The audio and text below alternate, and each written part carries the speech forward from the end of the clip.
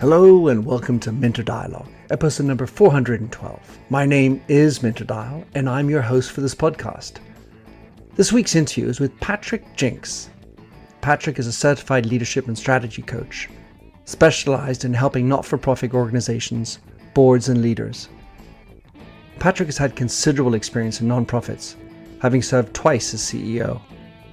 He's also an author, having co-authored 2 books, one of which, Success Starts Today, was with Soup for the Soul creator Jack Canfield, as well as being sole author of the book Strategic Fail: Why Nonprofit Strategic Planning Fails and How to Fix It. In this discussion with Patrick, we look at how to be a better leader in a nonprofit. What are the key differences between leadership, strategic planning and purpose between nonprofit and for-profit organizations? We also explore Patrick's key irreverent moments of truth. You'll find all the show notes on mentordial.com. Please consider to drop in your rating and review because you know that's how we survive. And don't forget to subscribe to catch all the future episodes. Now for the show. Patrick Jinks, it's great to have you on the show. You are a certified leadership and strategy coach. You've also a professional photographer, and I'd love to talk about that in a moment. You spent 22 years of your professional life working in nonprofit areas, and now you are helping the nonprofit world get more, I want to say, business-like. What is the way you'd like to describe yourself, Patrick? Well, you did pretty good there, Mentor. Thanks for having me on the show. It's awesome to catch up again with you. I think the number one thing I make sure that I emphasize is that I am a coach, not a consultant. And that would be and we can talk about the differentiation or how I differentiate that anyway. Both roles are very valuable. I can play a consultant if I need to, but my wheelhouse is in the world of coaching, and there's an entire model for that. There are actually several models. And I find that coaching works really well. I just kind of figured it out at some point along the way that not only does it work with executives and teams and things, it works with nonprofit boards. If I take a coaching approach with them rather than a consultant approach. And so rather than coming with answers, for example, and the recommendations and the here's what you need to do, it's the coaching approach that comes with a series of the right questions that most organizations or even leaders just don't take the time to pause and ask themselves. It's not rocket science questions. It's just having a coach gives you a space, a pause, a safe accountability partner, and a thought partner to co-create solutions. So coach over consultant would be the synthesis of all that. I feel like actually coaching in general is what we all need all the time in life, in business, and not-for-profits. When you're doing coaching, what is the hardest part of coaching? Well, first of all, I couldn't agree more. Coaching is applicable formally and informally. And the coach that trained and certified me is Dr. Jim Smith. And he is the founder and president of Leadership Systems Incorporated. He is a longtime coach and trainer at the Center for Creative Leadership, which is sort of a mecca of coaching. And what he taught me was that, well, a lot of things. One being that coaching is a mindset. And that was really helpful for me as a leader in an organization. When I was a CEO of a nonprofit, for example, it wasn't that you had these formal coaching engagements. It's that every situation has the potential to be a coaching situation. And you just have to be open to that and on the lookout for that. It's a mindset. So I agree with you on that. Now I've forgotten your question. The hardest part of it. The hardest part is to stay quiet.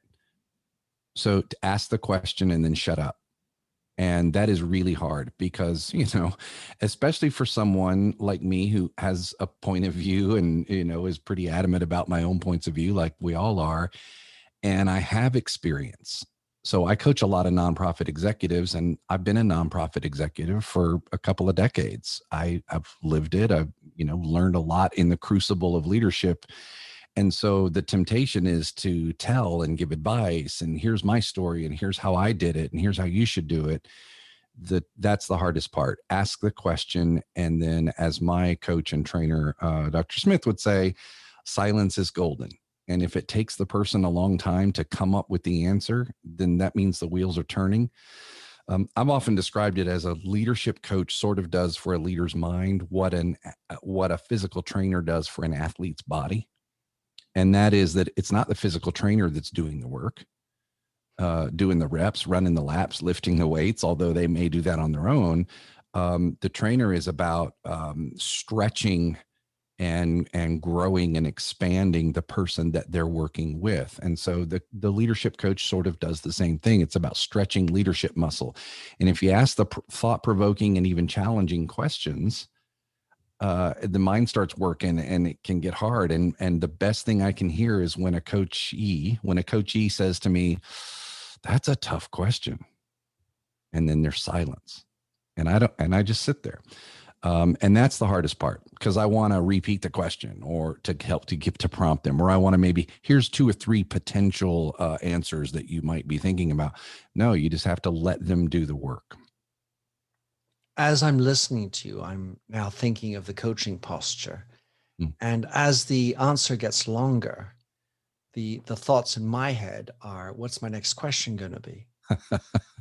So as you listen to question, by the way, right, is how do you figure out which is the right question to do? Because you can go with the recent thought, which is the tail end of that, let's say a 10-minute speech. I ask you a question, you tell me lots of stories, 10 minutes, you can tell me lots of things. Mm-hmm. And then now I'm going to bounce off. And so there's a hard talent to be able to remember the most important, which is the most important question you're going to ask now. Yeah. Of the 10 minutes, are you going to pick something? So Patrick, at the very beginning, you said this, mm-hmm. Tell me why, or mm-hmm. this and that. Mm-hmm. And remembering that, being fully present for the 10-minute spiel, and remembering that question seems so hard sometimes to answer, to find. I couldn't say it any better than that, Mentor. It is a matter of staying focused, staying attentive, staying present. And, it's about coach the problem, not the person. So first thing you're dealing with is, why am I coaching this individual? What are we working on? And that stays front and center. That's always at the center of the conversation. So if the coachee, for example, drifts off, then the coach has to kind of bring them back. Okay, but what's the essence of what's really happening in this problem? Why is this happening? What have you done so far to approach this? What ideas might you think about that until right now, when you're being asked to pause, you've just never thought of? So it's one is, remember what the center point of the challenge is that you're coaching. And the reason it's coach the problem, not the person. You are coaching the person, but you have to be careful not to move into counseling mode. Not only is there a difference between a coach and a consultant, but there's a big difference between a coach and a counselor or a therapist.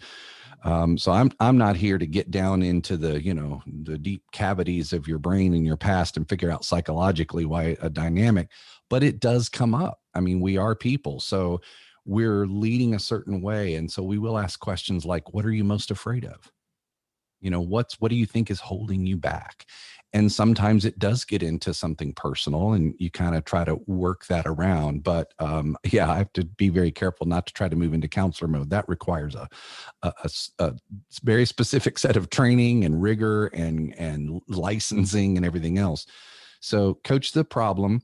And sometimes when you say, what's the next right question, there's probably more than one right question you could ask.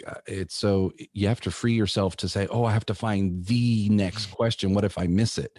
It's okay if you just ask a question, as long as it is elevating thought and it's pushing and it's moving you towards something, you're going to be fine. Here's another trick I learned from my coach. I will sometimes ask this question. You and I are coaching, and we're in this, challenging situation that you're dealing with. And I say, mentor, if you were coaching someone like you right now, what would you be asking? And I give them the work and the job of figuring out what the next question is. And I'm going to tell you what, the number of times that this profound question comes up, I would probably ask, what are you afraid of? Or I should probably ask, whatever it is. And I'm sitting there going, wow, I'm really glad you said that, because I wasn't going there. And that's better than where I was headed. And so I'll go, okay, so ask yourself that question. What comes to mind? And it's a powerful mechanism. I do feel that profound questions are more interesting. And as soon as we start talking about profound questions, there's always a risk of hitting therapy. My technique, Patrick, is just to reformulate what I've heard. Absolutely. And the funny thing about that is that when you reformulate, you're finding your words, you're demonstrating understanding, and it's crystallizing the thought in some regard for the person who said it. Mm-hmm. And if you just leave it as a reformulation, it inevitably sparks a need to continue talking. And we're crystallizing, we're pushing down. That's my my favorite. But like we're talking about, it means shutting up, listening deeply, and having the compass mentis to remember all the details. That says, I'm so focused on you, Patrick. Mm-hmm. I'm not worried about my notifications. I'm not worried about the argument I had with my spouse in the morning. I'm not worried about the fact that I have another rendezvous with a CEO in about an hour. I'm here with you. Mm. And the only way, of course, you can be really that present is when you're present with yourself. That's right. So I want to move on to what you're doing, because you're doing this in the nonprofit area. Mm-hmm. Why did you choose nonprofit? I mean, that's where you come from, but you presumably, with your wealth of experience, you could have gone into any area. Why did you choose coaching in nonprofit? I get a lot of questions on that. And I get people, close friends and family, who try to push me beyond the nonprofit sector into the corporate sector for, among other reasons, the fact that there's more money in it, Not profitable.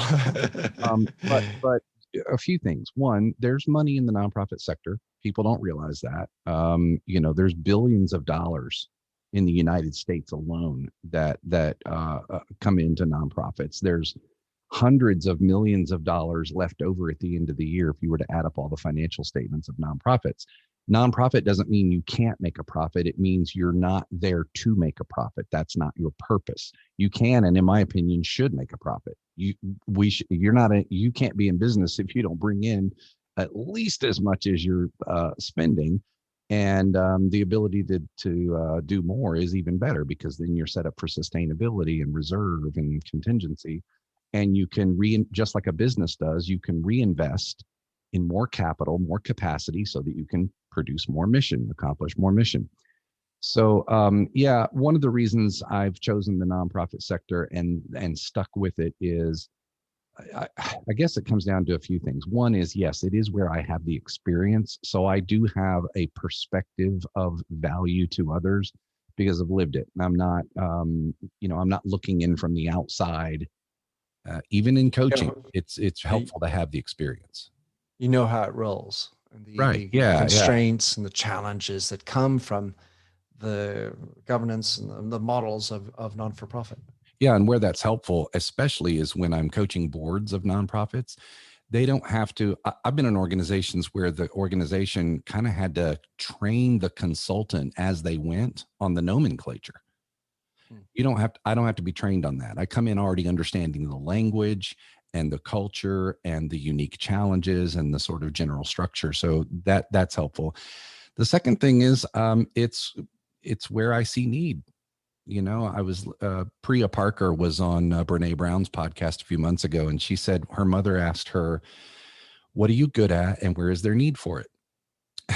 And it's that simple. And so I've found some things that I'm good at, some talents for coaching, training, speaking, whatever those things are, helping people connect to significant thought. And okay, where is their need for it? Well, having spent the 2 decades in the sector, there's no shortage of need for the work that I do in the sector.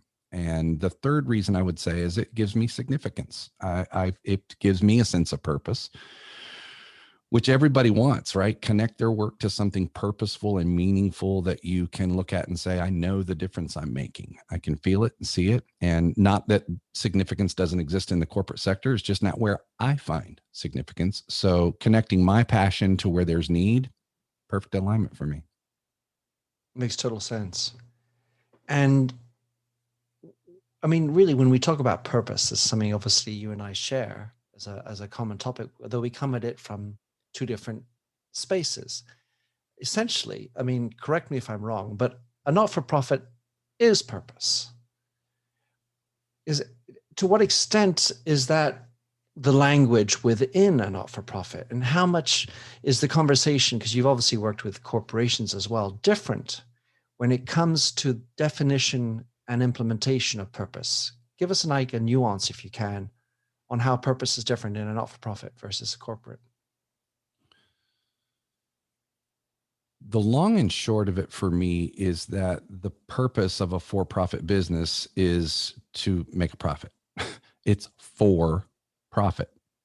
That literally the structural name of the entity sort of sets the purpose. We all know that. I mean, it's to make money. So yes, how do I connect an idea to a need? There's still that, just like there is in the nonprofit sector. There are some companies who are more attuned to a social responsibility in addition to making a profit. So can I do good while I make a profit? Sometimes that's with the product, that the product itself is adding value into the world. And so there's purpose there. And sometimes it doesn't matter what the widget is or what the service is that we're producing. We're using our profits or our position as a company to better the world over here. We're investing in youth development, or we're investing in the environment, or whatever that might be. So it's not to say that the corporate world doesn't have purpose. It most certainly does. Maybe a significant difference among that, for a nonprofit, purpose is required to achieve its tax exempt status. The Internal Revenue Service here in the United States says, we'll give you a tax break if you can show us that, in addition to structure and how you're governing and your checks and balances and accountability and ethics and all that, if you can show us how you're adding value in a social way to the communities that you're serving, we give you a tax break. So nonprofits are more beholden to an accountability for that kind of purpose. Theoretically, does the IRS go around checking to see, okay, give me your metrics. How did you improve education in your community? Well, they don't. But the nonprofit should. The nonprofits, I'm actually working on my doctoral dissertation, Mentor, as you and I have talked about, and it happens to be on how nonprofits measure their performance against their missions, their stated missions. And if you were to Google nonprofit mission statements, you'd see things like improve lives in our community. How do you measure that? Like, by what standard? But what are your indicators for that? Or, steward our environment for a healthy living community. Oh man, that's so nebulous and vague and sounds wonderful, but how are you holding yourself accountable to that mission? What's the measurability of that? And that's what I'm studying. And that goes straight to purpose. Your mission and vision really go straight to purpose. And it's just, there's a difference that, to me, there's a different standard for that in the nonprofit sector than there is the for-profit sector. Measurability is something we as rational human beings like to have. If you can't measure it, it doesn't exist. But so many of the things that are needed in leadership are soft skills. We know we can't measure empathy. We can try, but it's a hard thing to measure. It's fairly hard to measure ethics. It's certainly hard to measure love and purpose. So it seems like a rational need on top of an emotional concept or a softer concept.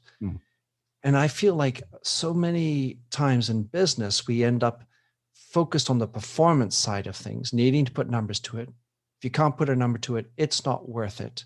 And we tend to discard it, which I think is one of the underlying reasons why we can't make it part of our business gestalt, because we can't measure it. We can't bonus, therefore, on it. It's just a subjective measurement that we have, or a subjective idea that we have. Within the non-for-profit world, then, you have a stated purpose. How does leadership change within the regard of a non-for-profit where purpose is stated? Hopefully you're measuring it somehow, a little bit more than in the past, once they've read your dissertation.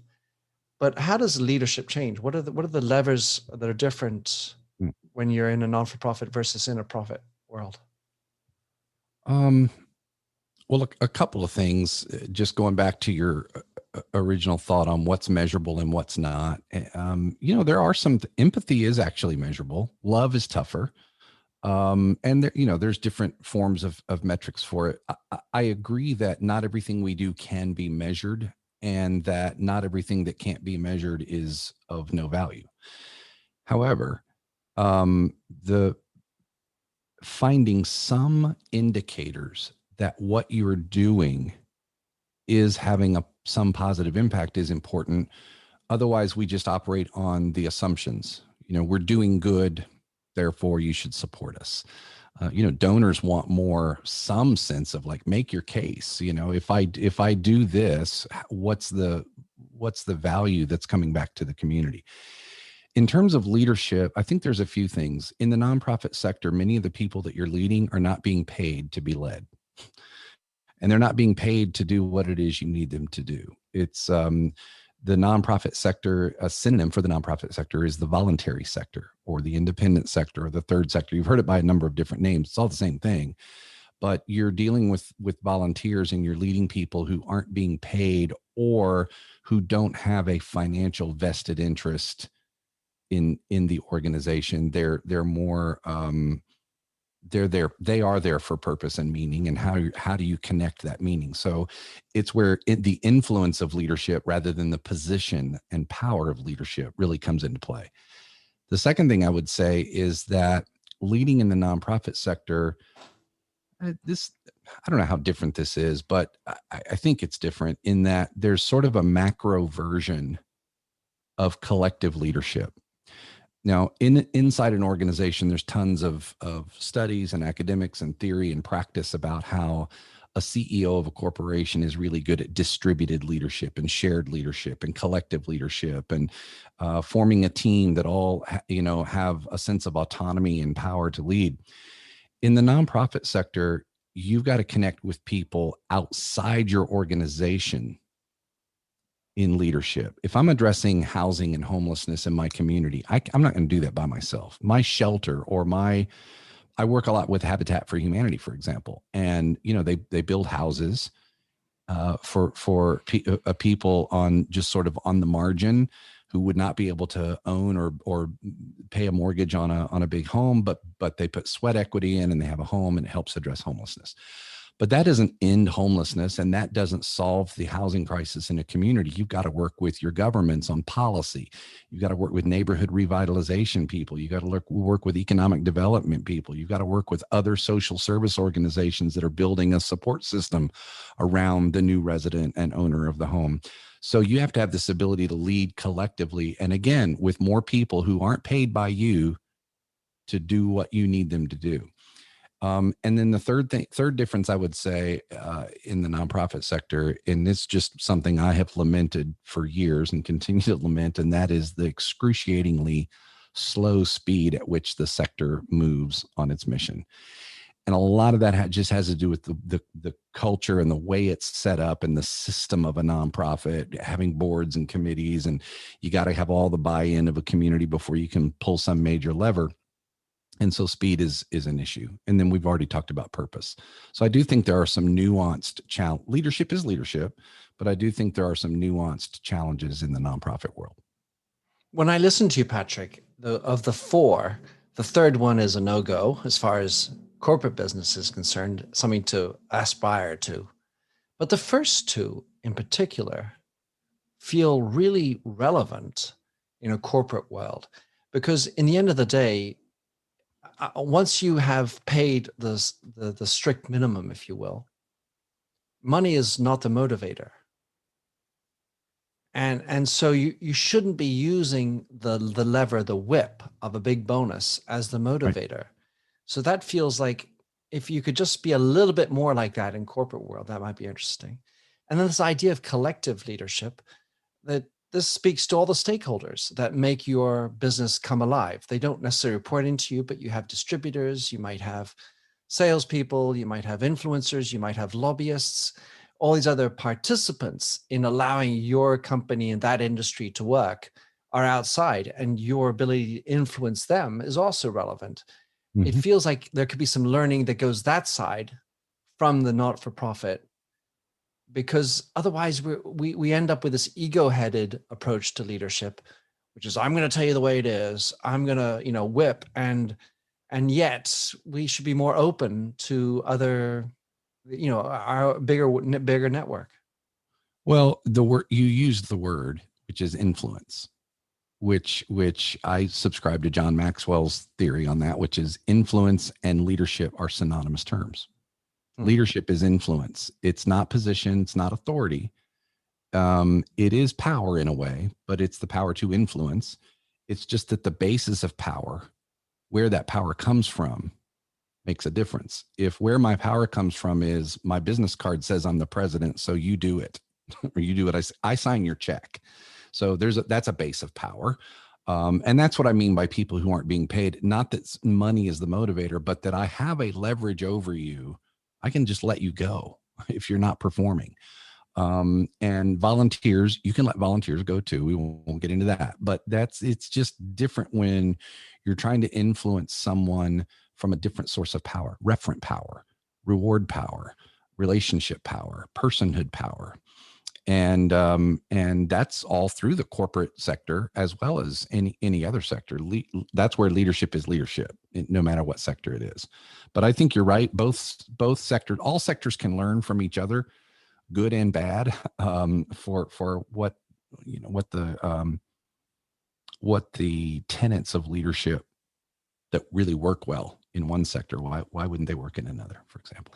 So in your experience, then, maybe you have an example or a case where you've seen how to motivate people without the power of reward, this voluntary market. What are some examples that you might have seen that are most effective in driving the motivation of unpaid workers? So if I'm in a corporation, typically that's what people listening to this podcast are. What are the takeaways that I could do that work? What are the levers that I can use? Because I can't pay them anymore, darn it. I don't have enough money. I'm not profitable enough. I've got to drive their motivation alternatively. What are some of the keys in your mind? Well, I can answer this from an academic standpoint because I've studied it quite a bit, and I can also say that I have lived experiences that affirm what the academics say about it. And by academics, I mean there's research that answers your question specifically, and it's really three things that you're connecting people to. And you're so right when you say there's a minimum amount you have to pay people, and then beyond that, money's not the motivator. A book, Drive by Daniel Pink, is one of the best books on this topic, by the way. He takes self-determination theory and makes it understandable for the layperson. And it's really three things that Pink touches on that are the three components of self-determination theory. Number one, can I give people, to what degree can I help people achieve a sense of autonomy? And what that means is not I don't answer to anybody. What it means is I have control over how I do my job. So I have some sense of decision-making ability, and I get to sort of determine and shape and frame how I do my job. If you want me to do the job, give me a sense of autonomy in terms of how I do it. Let me be an adult. Let me be an adult. And by the way, one of the exercises or the examples we give when we're doing like employee engagement training is, what about a call center where you have someone maybe even making minimum wage on a headset with a script at a computer, taking automated calls and walking through this deal. And they have to clock in at 8 o'clock, and they have to clock out for lunch at noon, and clock back in at 1, and clock back out at 5 o'clock. And this is your cubicle. This is how much space you have. There's a dress code. So we wear a corporate uniform here. Like, how much autonomy can we take from somebody, right? There's no autonomy. So how do you elevate a sense of autonomy among call center agents? Well, one way might be ask them questions about how we can improve the center. Just asking someone their opinion and their, like, help me understand something from your seat. You're actually extending a degree of autonomy for them. You're giving them some sense of decision-making, even if it's just they're asking for my voice. Letting them decorate their cubicles however they want, giving them flex schedules and letting them figure out what the best thing is. So how can you create that sense of autonomy? The second component of this is competence, or what Daniel Pink calls it, I think, mastery. But competence, people are engaged and feel good when they are good at what they do, and they know they're good at what they do. And they know, especially if they're like, I'm the best at people in this organization rely on me for this because I do it better than anybody else. There's this huge sense of engagement that comes with that. So how does a leader increase competence? That's where leadership development comes in. It's where training and development comes in. Understanding what will grow this individual's sense of competence is part of the job of a leader. And the third thing is relatedness, or what Daniel Pink calls purpose. And I like both terms, but in the relatedness construct, in the academics of self-determination theory, it's people are engaged when they feel a sense of identity or belonging with two things: the mission / organization, and the leader / leaders. If I feel a sense of I belong here, I identify with this leader. I identify with this mission. I can see how what I do connects to a bigger purpose. I feel related to it. So if I'm putting, nuts on bolts, that's a tedious job all day long. That's my job, put nuts on bolts. Well, how does a leader help that individual understand that putting that nut on that bolt connects to the greater purpose of what's going on? What's the product they're building, and what are they solving for the people that buy that product? And how does this nut on this bolt change the game? So autonomy, competence, and relatedness. I think you and I have talked about this before when you came on my show, is that I've tried to differentiate. People say that leaders motivate people. I challenge that by saying, I do think leaders inspire people, and maybe they do motivate people, but I think the more artful role of leadership is to connect people's existing motivation with purpose. In other words, a leader needs to understand their people enough to know what is it that drives them, and how can I make the connection between that and what needs to be done. General Dwight Eisenhower's definition of leadership: getting people, the art of getting people to do things you want done because they want to do it. There's some connection to that motivation. So we think of motivation as rah, rah, and I'm going to be really persuasive, and I'm going to give this speech that's going to inspire everybody, and now you're going to all perform. So there's value in that. But the real thing is, can I connect the individual's motivation to the purpose? Love it. So your book, Strategic Fail, you talk a lot about strategy, and it's a wonderful topic. It's one of those topics where I feel a lot of people talk about it, but very few people actually do it properly. For you, you talk about strategic planning. You've been quoted numerously in big press about your approach to strategic planning. Give us a little insight on what needs to happen to make strategic planning come around. How long is this interview? I'll say a few key things. One, maybe the most important thing to share is that my philosophy is that strategy is not an event. And in the nonprofit, I don't know about the corporate sector. I haven't done a lot of strategic planning in the corporate sector. I've been involved in a couple of those projects, but in the nonprofit sector, I can speak for the strategic planning process conventionally, historically, traditionally, and in just the model that's prevalent is once every 3 to 5 years, we bring the board together for a half a day, a full 4 hour, maybe even a full day. And the really aggressive nonprofits will even do an overnight retreat. And at this retreat, whether it's 4 hours or a day and a half, we're going to build our strategic plan. And we're going to walk away with a strategic plan. And that's the event. And the board does it all right there on the spot. And I challenge that notion for so many different reasons we don't have time for on this episode. But one is, this is a group of volunteers who do not spend their waking hours thinking about and working on strategy for your organization. They're running the bank or the law firm or the manufacturing company or whatever their role is in their community. That's what they're paid to get up and think about and work on. And that's their world. So you're going to take a board that spends, by the way, an average of 6 hours a year with you together as a meeting. And you're going to lay the future viability, sustainability, and thriving of your organization. You're going to put your bet on that 8 hours with those individuals. It's not fair. It's not fair to the organization. It's not fair to the board. And it's a big deal to set strategy. So we define it as a continuum. First of all, it doesn't start with strategic planning. It starts with strategic direction. What is it like? Let's get some strategic intent first before we figure out planning.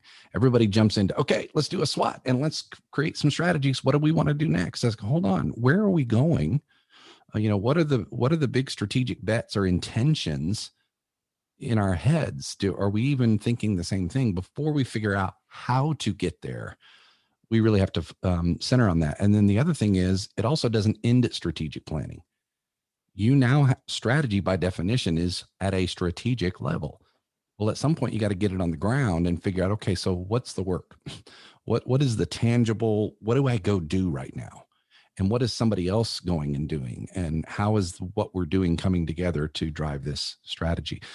And then it's about leadership. So we tie onto our coaching model, 4 phases of strategic planning. Strategic direction setting is number 1. Strategic planning is the 2nd level. Operational planning, which is getting to that tactical level, is the 3rd. And then leadership coaching is actually a 4th thing that we've added on to our continuum, because a strategic plan without leadership is just a document. It's just, it's nothing. So that would be one thing. You'll see in the book, I try to simplify the complex. Sometimes I think we overcomplicate strategic planning.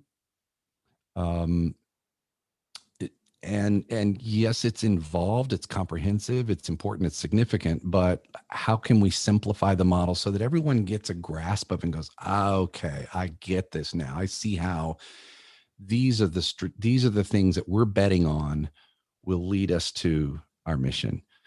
So those are some of the key tenets I think I share in the book. There's a lot. The book is actually 10 reasons why nonprofit strategic planning goes bad, and we don't have time for all those, but there's a lot of them. I plan and then I don't budget for it, or I plan and then next year when we have a new board chair, they want a new plan because it's what I call the "it's my year" syndrome, and I'm going to be the greatest board chair ever, so I don't like John's plan from last year. It really should have been this, so we're going to redo our strategic plan every year. There's lots of reasons it happens, but it's an important function. It's a critical function of your organization. So, yeah, my takeaway from that, from a business standpoint, is actually your 4th point, to have continuing coaching, because really that's perhaps the thing that I feel is most missing in the corporate world. And the one thing I would really encourage anyone who's listening to look at in implementing, because strategic planning as a journey, as a process, is kind of more a language we're used to in corporate, albeit done poorly and so on, where strategy isn't really. I want to finish on one last area, Patrick. I want to use the word irreverence. because it'd be nice to end with some irreverent moments of truth. Can you tell me what prompted you to write this way? And more specifically, give me an example of the most irreverent moment of truth. Well, I don't know about the most irreverent moment of truth. And this was just really a little mechanism that I decided to use in the book, to where I felt like this is a place, hey, pay attention to this one. If you're skimming this book, stop right here and really pay attention to this one, because you might relate to this. Yeah, And can I just interrupt a second? It's a yeah, lot of people. Yeah, yeah, yeah. You know, when you tell strategy is important. Yeah, of course it is. Yeah, right, yeah, yeah. right. And what I felt was that you were, what? Let's just wait on the yeah, yeah, yeah thing a second here. Let's just check that one a second. Mm. Yeah, yeah. Here's why it works. It's kind of like stand-up comedy. The best stand-up comedy is based in truth. And it's why irreverent comedy is so funny, because people might say, well, that's irreverent, but at the same time they're going, that is so true. Like that, and that's why it's funny, because it's true. And that's sort of the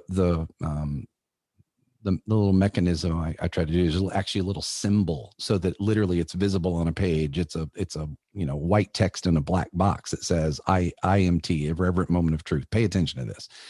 And really it's a use of kind of sarcasm and maybe exaggerating a little bit in a way that kind of makes them chuckle and then go, oh, that's me. That is so me. So for example, an irreverent moment of truth is how many nonprofits recruit their board members. And it goes something like this. The annual meeting is coming up in 3 weeks, and we have 3 empty spots on our board that we still haven't filled, because we're not real strategic about how we fill our board. We got to have the seats, and we need to meet the criteria in our bylaws. And oh my gosh, I can't believe it's the annual meeting is here and we still have 3 open positions. So we get on the phone real quick and they start calling people and they say, Mentor, how you doing, by the way? Great. Wonderful. Well, listen, the reason I'm calling is our board met, and we would love for you to come on our board of the Acme nonprofit organization. And you may not know a whole lot about us, but here's what we do. And you've probably heard us. I think you know some of our board members. We would love for you to come on the board because you're just such an amazing presence. You're a speaker and an author, and you just have so many networks, and we just think you'd be great on our board. And maybe you start asking some questions like, well, hold on. What's this? What does this involve, and why me, and all these things? Well, it doesn't look. It's not a big ask. We want to be sensitive to your time. We meet 6 times a year. If you attended even half of those, that would be of value to us. You don't have to attend them all. You can serve on a committee, but you don't have to. In other words, we sit there and we tell them all the things they won't have to do, how easy this job is. What a big mistake. What a huge mistake to miss an opportunity to say, here's what we are an engaged board. You're going to be contributing. This is what, because I don't want people on my board who the expectation is I don't have to do much, because then I complain about how disengaged my board is. And I wonder why they're not engaged. Well, because you told them when they came on, they didn't have to be. That's an irreverent moment of truth. Nobody likes to really admit that their boards are like that, but I've done this in workshop with a couple hundred people in the room and I see this around the room like, oh my gosh, like, ouch, that hurt. Like, those are irreverent moments of truth. Let's get real about what we're really doing here and how it's hurting you. So that's kind of, it's, I caveat it, I say, don't get offended. I'm not trying to crush your toes here, but I do want to I want you to feel this and pay attention to it, because here's the implication of it. Love it. Well, I think there's a scoop. Maybe you're going to become a stand-up comedian after you write your dissertation. That's it. Yeah. I'm just going to stand up and be irreverent and politically incorrect and everything else I can be, and just see if I can make some money that way. No, well, I could never. I had a really interesting conversation with a friend in California called Ryan Berman. And part of the challenge we have in organizations in general is speaking the truth. Mm-hmm. It takes courage to say to the CEO, the product sucks, because that's not what he or she is planning to hear. And on the Yeah. board, if the board is in certain organizations, the board has total power. And do you want to say all the truth to them? Because that might get me fired. And it takes, so irreverence is an interesting way to get the truth to come across. Ultimately, the issue is our ability to be truthful, because if we're always cloaking everything in some kind of nice to hear niceties, well, this is certainly a way to slow down the decision-making process, get rid of agility, and go to a dead-end, not profitable, forget not-for-profit approach. Another word you could use in place of irreverent is humorous. 'Cause the idea here is irreverent, not meaning disrespectful, but humor opens people's minds to hear the truth a little bit. It just it takes off the edge. It's not as in your face, I'm accusing you. It's, let's talk generally about, oh, wow, this is what we do. And then we expect this. And people say, yeah, that's true. So to me, it's just any way that you can open up people's minds to hear the truth. There's a way to deliver truth and a way not to deliver truth. And so I don't have it down, but this was just a mechanism I find useful in my workshops as well as in my writing. Certainly the way matters. Patrick, thank you for coming on the show. Tell anyone can get in touch with you, especially, of course, if they're interested in not-for-profit work, but get your book, follow up what you write, understand more about your journey. Well, thank you, Mentor, first of all, for creating this space and this conversation. I've had several with you now, and I really enjoy them. So I hope we stay connected. The website is probably the center point. Everything else is there. So if they go to jinksperspective.com, and that's JINKS, it's not the JINX like I'm bad luck. It's JINKS perspective.com, and see more. And my goal for the site is to try to deliver content and value, not necessarily just to sell. But if you are particularly a nonprofit organization that could use maybe a different approach to how you align leadership with strategy and board engagement and employee engagement and those kinds of things, and you think I might be able to be of some help, reach out and be great. Well, I certainly know a number of people in the not-for-profit, so I'm going to be sending this to. So thanks for coming on the show. Thanks for sharing your passion for getting purpose and making it sustainable, if not profitable. Thanks again, Patrick. Thanks again, Mentor, for the platform. Thanks for having listened to this episode of the Minter Dialogue Show. You'll find all the show notes and other blog posts on minterdial.com.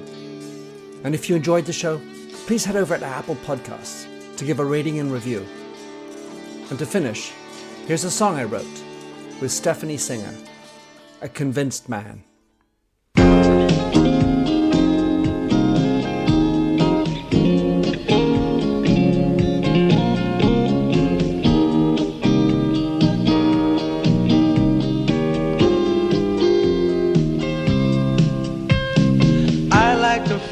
A stranger tucked around me, precipitating the danger. To feel free, trust is the reason. Still I won't toe the line. I sit here passively, hope for your respect, anticipating the thrill of your intellect. Maybe I tell myself there's no use in me lying. I'm a convinced man, building an urge. I'm a convinced man, to live and die submerged. A convinced man, in the arms of a woman. I'm a convinced man, challenge my fate. I'm a convinced man, competition's innate. A convinced man, in the arms of a woman. Despise revenges and struggle with deceit. Live for the challenge so life's not incomplete. What's wrong with challenge? I know soon we all die. I like the feel of a stranger tucked around me, precipitating the danger to feel free. Trust in my reason and let me show you why. I'm a convinced man practicing my lines.